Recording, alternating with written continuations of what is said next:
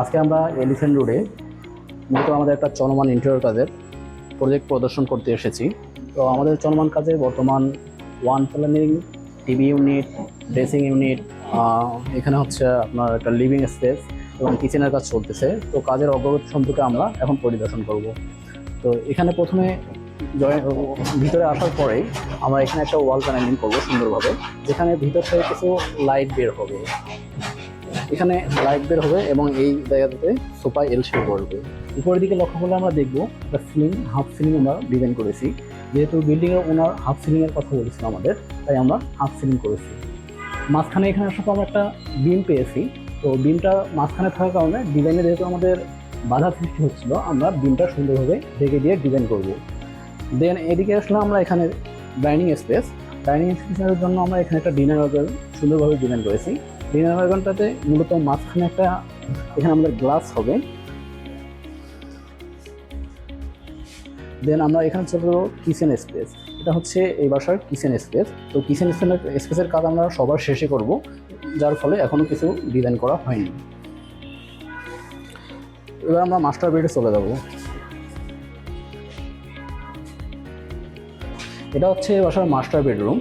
তো এখানে আমাদের হেড প্যানেলিং ডিজাইন করা হয়েছে। যেহেতু আমাদের বেডটা এই দিক দিয়ে বসবে, তো এই হেড প্যানেলিংয়ে এখানে আমরা জাস্ট সিম্পলভাবে ডিজাইন করেছি।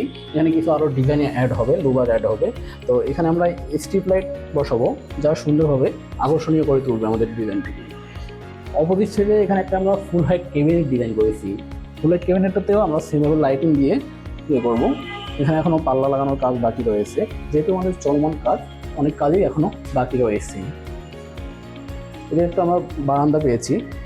তো যেহেতু স্পেস কম, আমরা এখানে বারান্দার পাশে আলো আসবে, প্রাকৃতিক আলো, যার ফলে আমরা এখানে একটা ড্রেসিং ইউনিট ডিজাইন করব।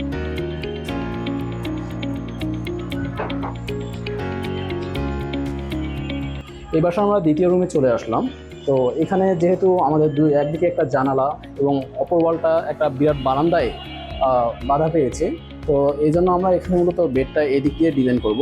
বেডটা এদিক দিয়ে বসানো হয়েছে, বেড হেড থাকে মূলত জানালার সাথেই।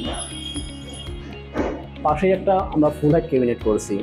ফুল বিল্ডিংটা কিন্তু আমাদের হোয়াইটের কম্বিনেশনে তৈরি করা। তো বিল্ডিংয়ের যেহেতু ওনার হোয়াইটটাকেই প্রেফার করে, এই জন্য আমরা হোয়াইটের মাধ্যমেই ডিজাইনটা কমপ্লিট করেছি। এর বেডের অপোজিট সাইডে এখানে একটা আমরা টিভি ইউনিট ডিজাইন করেছি। তো টিভি ইউনিটের জাস্ট নিচের বক্সটা বসানো হয়েছে, যার ডেপথ আমরা 12 ইঞ্চি রেখেছি। তো উপরের ডিজাইন এখানে একটা আমরা বক্স সিস্টেমের যেহেতু স্পেস পেয়েছি, তাই এখানেও ফুল একটা ক্যাবিনেট আমরা দিয়েছি। এই জায়গাটাতে আমাদের ড্রেসিং ইউনিট ডিজাইন হবে। এখানে হালকা করে একটা ছোটো আয়না থাকবে, মিরর বসাবো আমরা।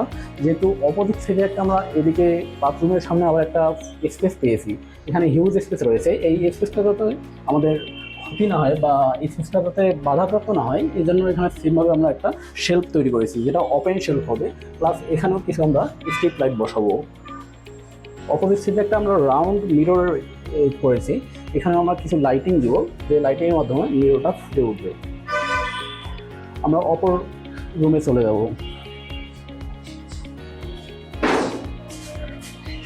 এটা হচ্ছে 3 নম্বর রুম, যেটার কাজ করতেছে। এটা হচ্ছে আপনাদের ড্রেসিং ইউনিটের কাজ চলমান। অপোজিটে একটা আছে আপনার ফুল হাইট ক্যাবিনেট।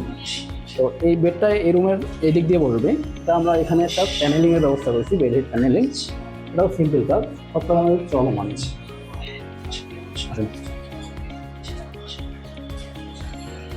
আপনারা লক্ষ্য করলে